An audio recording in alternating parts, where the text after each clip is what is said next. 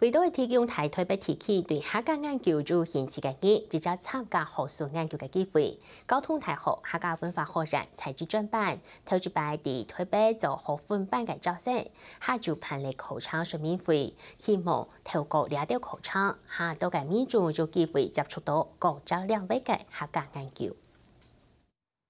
你有4年研究嘅交通大學客家文化學院採取專班，認真注意到嘅喺台北地區確實有學校開學術新嘅客家研究課程，加上都會地區一多年有客人帶，故所喺上學期就開始準備一擺嘅課程。作為一種族群運動呢，我想就是說，那個學術上的深耕本來就是族群運動的一個基礎。那我們假設會有很多台北地區的客家人會對認識客家研究客家有一些興趣，這樣。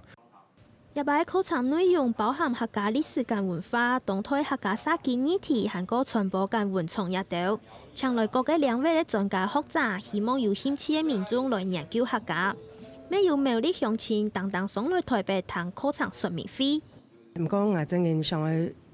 靠我自己一點點微薄嘅力量，就可以比人客家做一點乜嘅事情，所以我想來投入門